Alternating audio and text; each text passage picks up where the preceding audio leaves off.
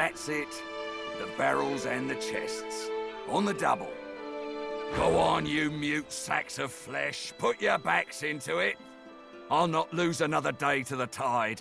The Lord Dread awaits. Its sails billow with Dallas's breath. The Magister stops, barking orders. He sniffs the air like a predator, turns to face you, the wolf eyeing the deer.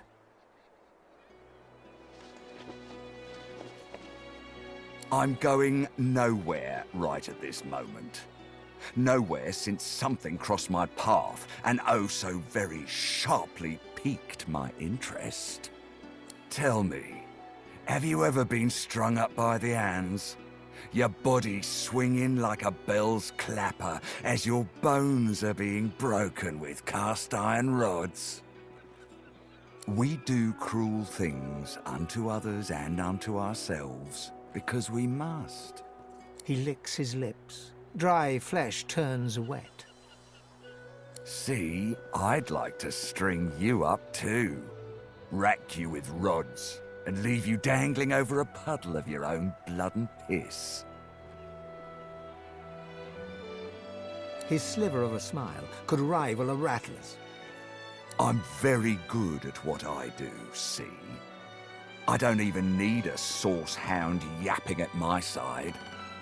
There was a whiff of something in the air when you approached. A current of filth, that is to say, sauce. Best convince me I was mistaken.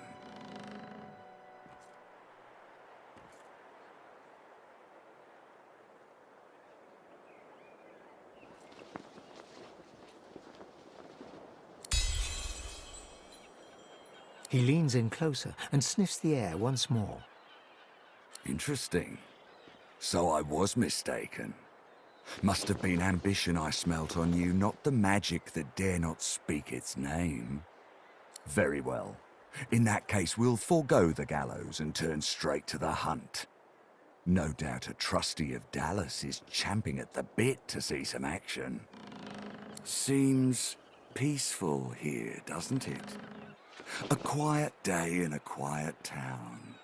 One wouldn't think these drifting woods toss on dwarf-troubled waters. But they do.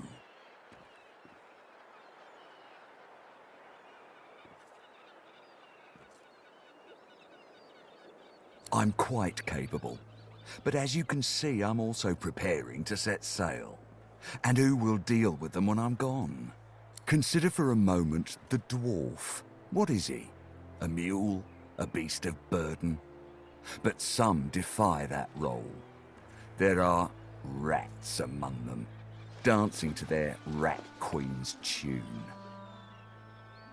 I've need of a rat catcher.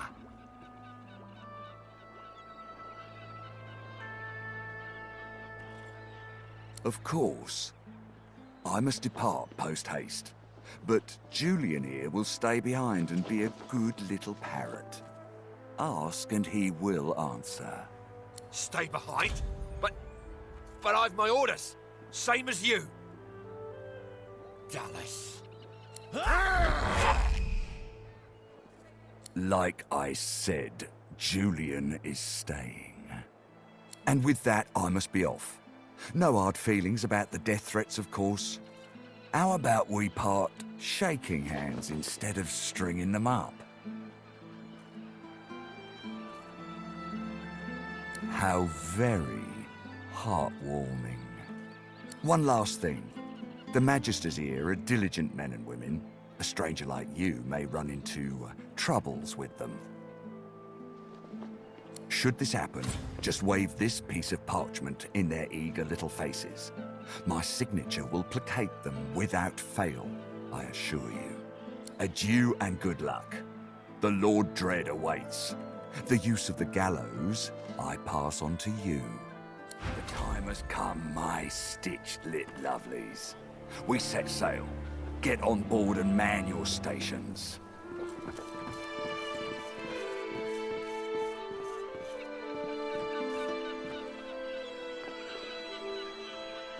Left behind like a dog. Bah! 7 curses upon that ship.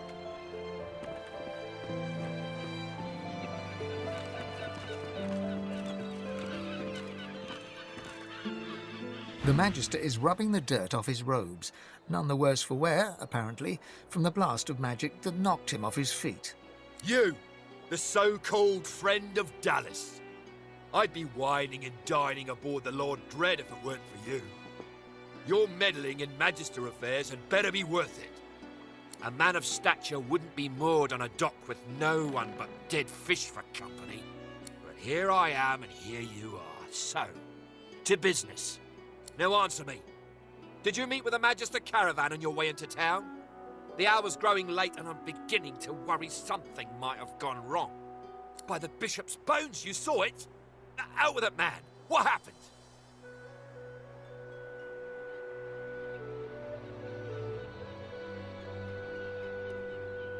Dwarves! Now pox on those bearded devils. Raymond, that old goat, always suspecting there's more to the Driftwood dwarves than meets the eye. Hate to admit it, but I think he may be right. Too many things have gone wrong along Reaper's Coast to attribute to bad luck. Magister ships sinking, weapons disappearing, and as you've seen, a caravan attacked and destroyed.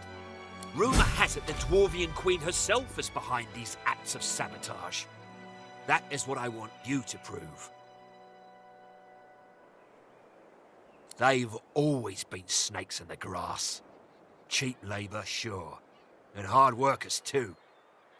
Half of them are their Queen's spies. Her eyes, her ears, her poison-pouring hands. You know what Queen Justinia is like, surely. A tyrant and a master strategist to boot. There's a local thug, Lohar. He runs an operation out of his hideout beneath the Black Bull Tavern. I suspect this man of being a spy for his queen. It may be interesting to have a word with him. Find out what he's up to. Where I really want you to ferret around is Reaper's Bluffs, to the west of Driftwood. It's wild territory, remote and hostile, where I believe the dwarves may have set up a base of operations away from prying eyes. Should you find any such place, and better yet, proof that Lohar is working in behalf of Queen Justinia, you will be handsomely rewarded, I assure you.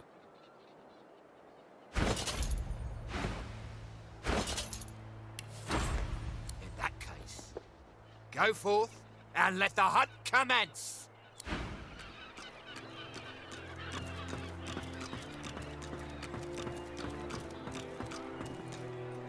If there's no work for an honest dwarf like myself, the likes of you don't stand a chance, mate.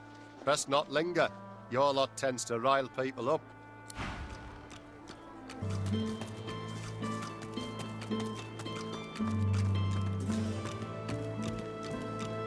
The Meister sits slumped in a chair, looking around the room as she works her shoulder with one hand. It looks like it was dislocated by the gallows. Damnable red-cloaked baboons ransacking my wardrobes, as if I would keep ancient valuable secrets in a pile with my unmentionables. She takes a deep breath, and with a twist, a click, and a screech of pain, she shoves her shoulder back into its socket. I swear by the seven, if we did not have more important matters to attend to. Reaching across the table, she pulls a bowl of hot water towards her and fishes some bandages, a needle, and thread out of a box. She slowly starts to tend to her wounds. At least the barbarians were unable to club their way into my vault, so everything you need should be safe.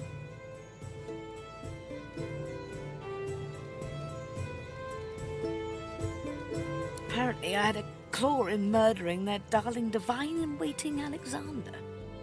The Meister wrenches the bandage, pulling the fabric tight against her wound.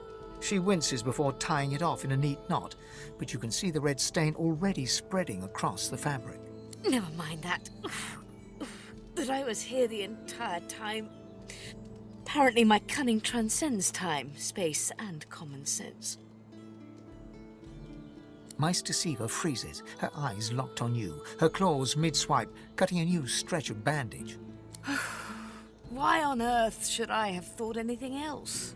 Not that I was sorry to hear about his death. I doubt my grin helped matters during the interrogation.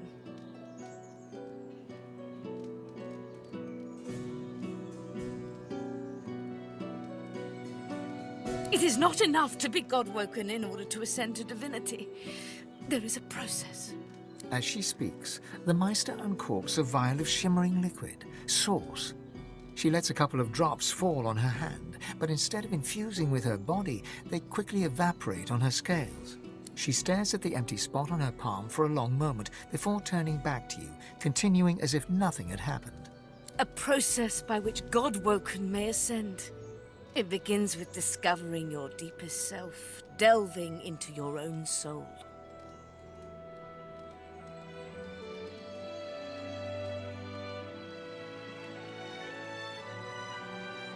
A Boardmeister Prince? You will treat me with the respect I deserve.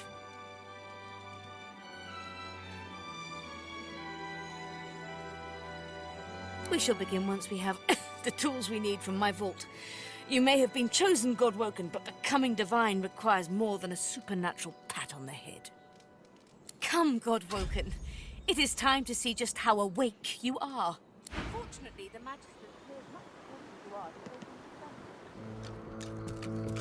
Kindly remove that painting from the wall. I pray my instructions will not be too technical for you. Your talent for following simple instructions.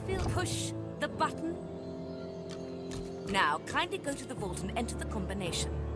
I shall call it out as you go. A stone door lies flush with the floorboards. Etched whorls in the granite frame a delicate rotary dial. Gleaming under the dim light, the metallic dial almost seems to wink at you. Taking your time, you carefully enter the combination. The metallic sounds of the tumblers falling within the mechanism let you know you entered the code correctly. Excellent. Follow me. Your time is at hand, God-woken.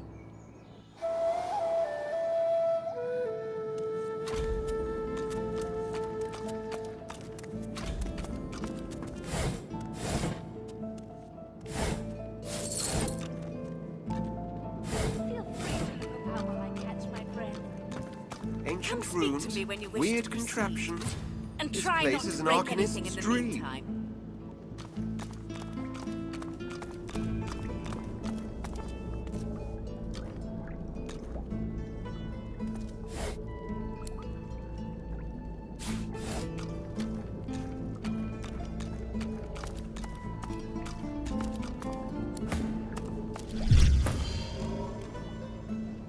The Meister is examining her wounds, prodding at this, wincing at that.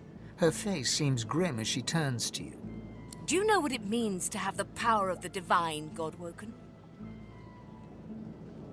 You've been playing pretend all your life, but the reality is quite different. No, becoming the divine means taking on the power of all the gods and the responsibility for all the races. The divine was created by the gods to shelter us from the void. The divine cannot use his power for anything else.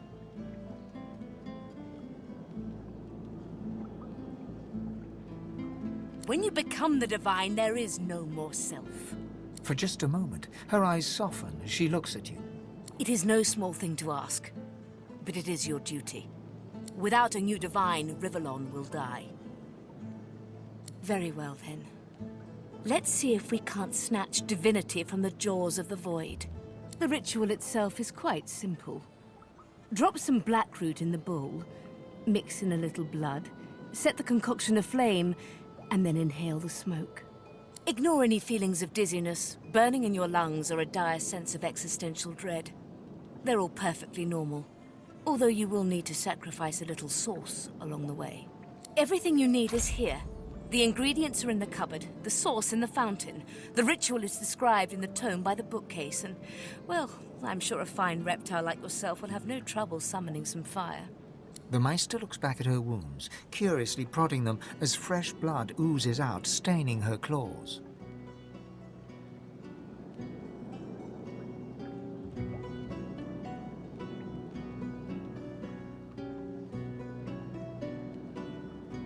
Once, although not by a god-woken.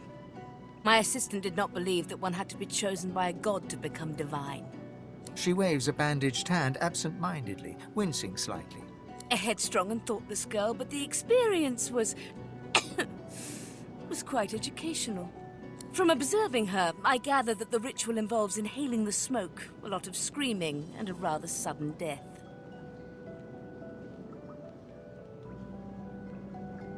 Well, certainly. It is not my place to police the stupidity of others. I have to admit I was curious. Imagine if it had been a success. Why, then anyone could have ascended, even I. Alas, success was beyond her reach. Quite fascinating to watch, though. I've never seen a body burn from the inside out before. And do not lose anything. These ingredients are rare indeed. I'm not hiking back out to the cloisterwood to fetch you more blackroot. Opening the door, you see a selection of ingredients, thrown together in no particular order. After a quick rummage, you spot the blackroot, nestled between the grated dragon's tongue and drudene oil. You gather up the blackroot, obsidian lance, and ancient bowl, and kick the door of the cupboard closed.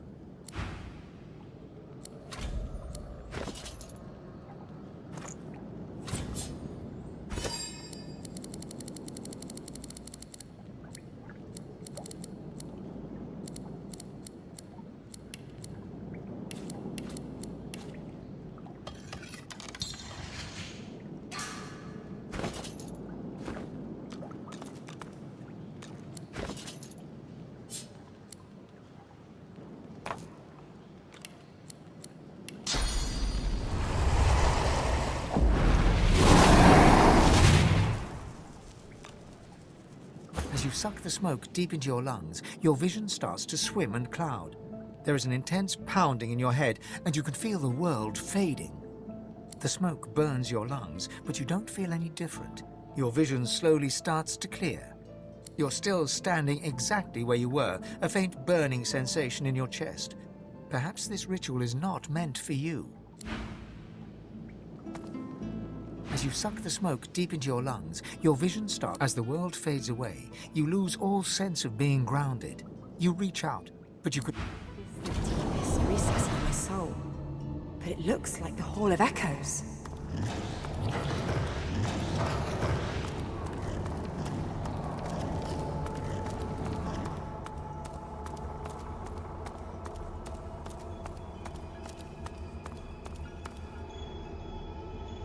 Ah, there you are.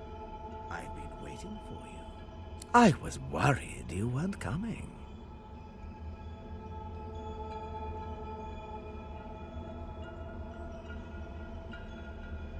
Isn't that just the question? I come bearing a gift. See? Look into my eyes.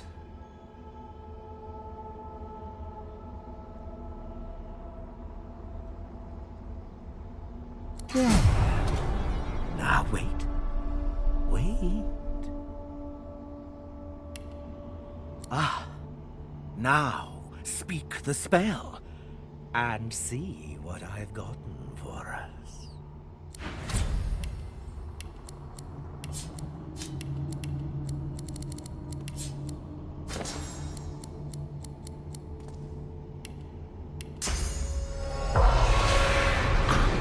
There.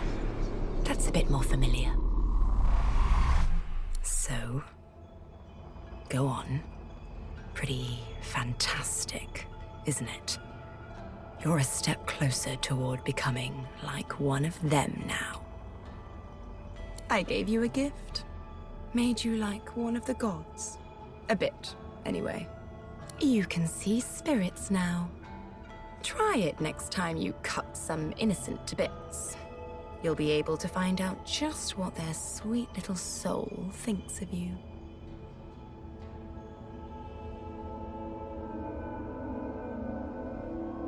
Certainly. And here I am, all by my lonesome. The other Godwoken will find one of the seven hiding out in their souls, you know. Shriveled, half-dead gods looking to steal source from their chosen in exchange for the power to see spirits.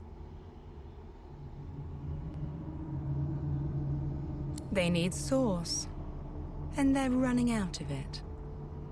Soon enough, there'll be little more than dead, dry husks, light enough to knock down with a puff of air.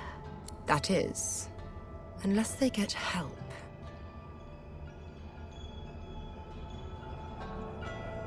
Why would they want you? You think the gods have any use for a two-bit singer with a parade of unpredictables marching through her head? You may be god-woken, but that doesn't make you worthy. But that doesn't matter, Losa. I saw something special in you. Something they didn't see. That's enough.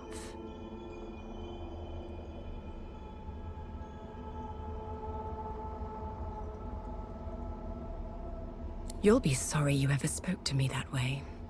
By the time this is done, look what you can do. You can bless. You can see the spirits of the world. When will you believe that all I want is to see you, to see us, succeed? The void itself is hunting down the gods, leeching them in ways I only dreamed were possible. Drop by drop, they drain away, and your path forward becomes all the clearer. The gods have gone into hiding within your fellow Godwoken. They seek to become what we are, stronger together, unstoppable together. But we are far ahead of them already, and I know where we must go next. The Well of Ascension. Has a nice ring to it, doesn't it?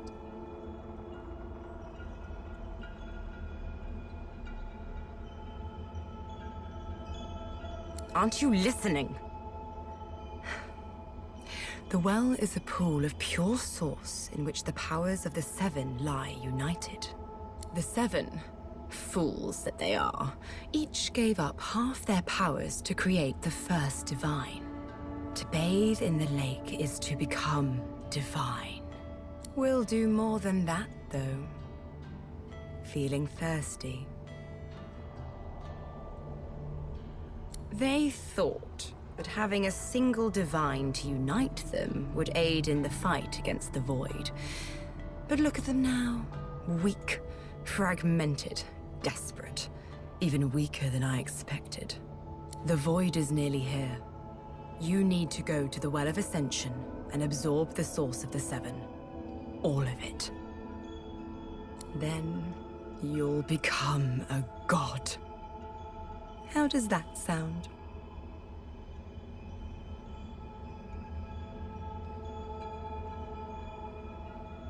Without me, you would have died in a shipwreck before you even got to Fort Joy.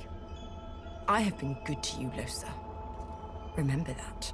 The world needs someone to safeguard it against the Void. With the powers of the gods, you'll do a great job. Don't you think?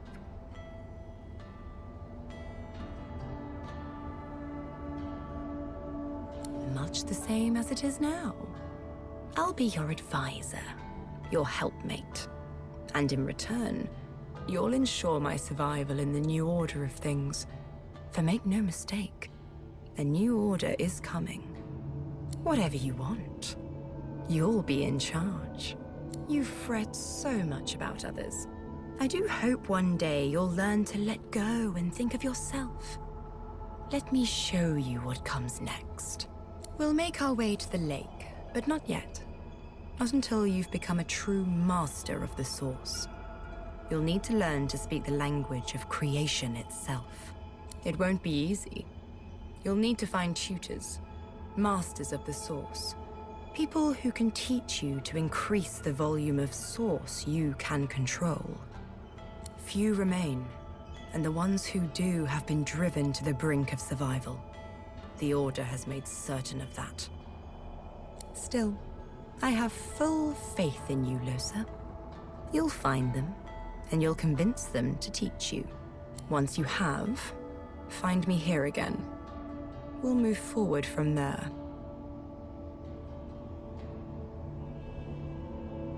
Till next time, darling. A man's spirit stands before you, clad in scholarly dress.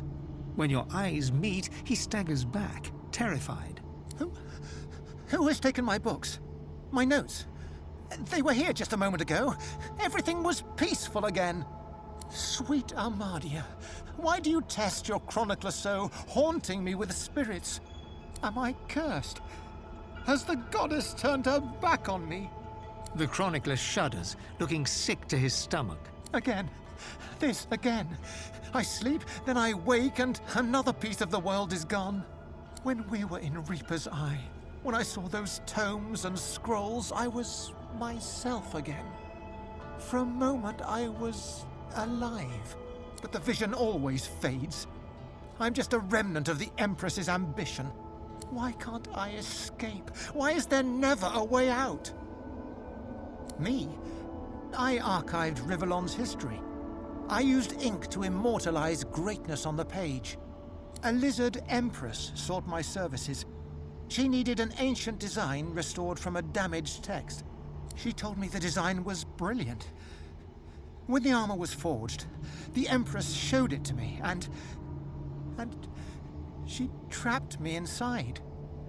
Consumed me. If it wasn't for me, the armor wouldn't exist at all. This is my fault.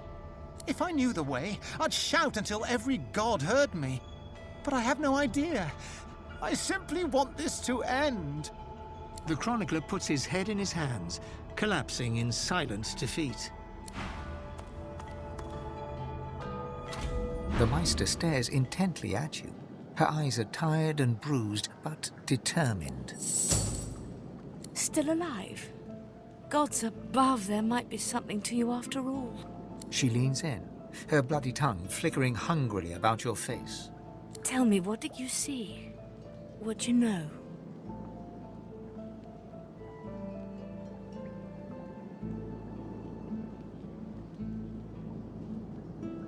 She sighs impatiently as you hack up the last of the green smoke. You can't channel enough sauce? Gods be damned, why couldn't you have a nice simple problem? Finding an orc to dance the hornpipe, perhaps?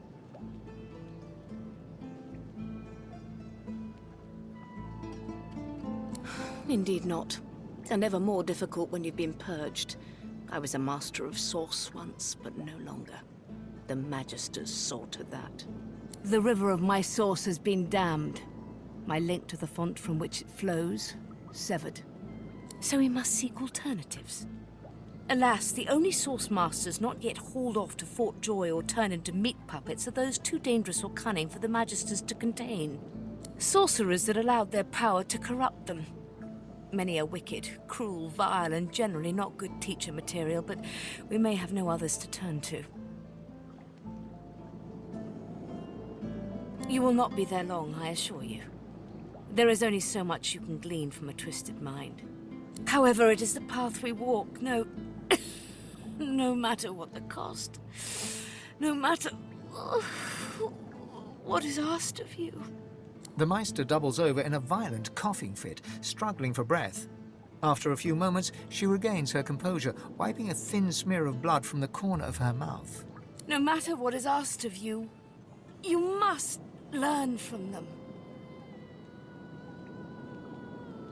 The Magisters have kept ledgers with all known sorcerers, especially the powerful ones not yet captured. They would be an invaluable resource, but do be careful not to get caught. I was their guest for a time, and I promise you the gallows was the most comfortable part of the experience. And if their barracks turns out to be as empty as their skulls, just try to keep an ear to the ground. There may still be powerful sorcerers hiding in these lands. As she speaks, one of her wounds reopens, a dark red stain spreading across her tunic. She hisses in frustration and starts to bind the gash. I wish there was more I could do, but in this condition, I would be more a hindrance than a boon. Godspeed, and remember, do whatever it takes.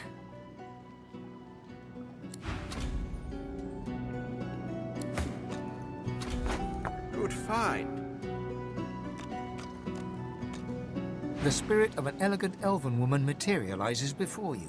She seems surprised. You can see me. A god woken in my presence. You honor me. The spirit looks at you regretfully. It is hard to hear of such power and not covet it for yourself. I lie to myself and convince myself that I am special. But I am not special. I am dead.